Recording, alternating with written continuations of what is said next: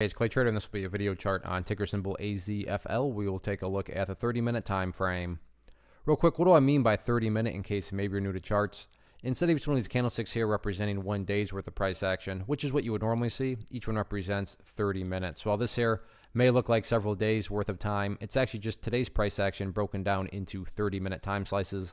I like to this time frame. I think does a good job of telling the quote-unquote story of the price, and then makes mapping out levels of support and resistance a bit easier to see.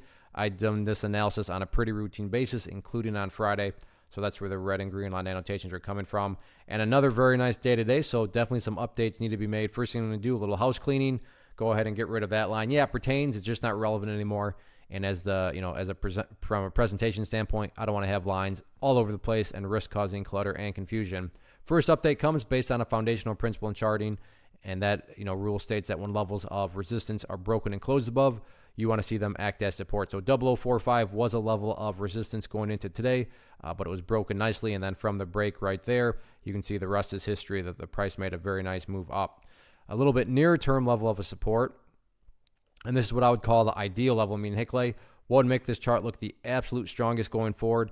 That'd be, in my opinion, right here at 0058. Now, don't get me wrong. If the price falls below 0058, by no means am I saying the entire chart's ruined or anything like that. But yeah, if the price can stay up above that level, that would be a big sign of power on the bull's part. From the big picture perspective, though, as I have said in the past and will continue to say, because it's really the simplified way of measuring the current health of the move, it's all about the purple line right there, the 50-period simple moving average. And as that purple line moves upwards, hence its name, moving average. So as long as the price stays above that purple line, as the purple line itself moves upwards, then the trend, the bulls are in full health, full control, however you can best visualize that. So in other words, it's firing on all cylinders from a bullish perspective. What about areas of resistance?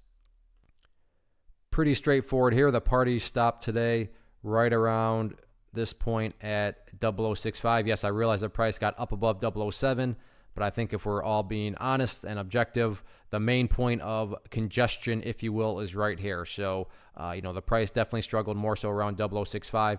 But if anything, it does show us the potential that the price does have if it can get, another strong break of 0065. Because like I said, the potential is there. It showed us it can move fast. But main point in my mind of resistance at this point is 0065. But at the end of the day, who even cares about resistance levels? Because as long as this thing keeps on building those higher bases like it's been doing, then the long-term chart will take care of itself, which includes breaking areas of resistance.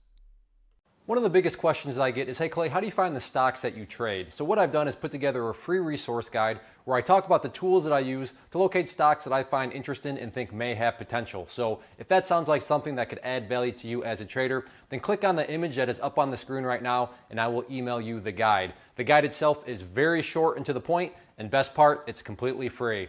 Thanks for watching the video. Let me know if you have any questions.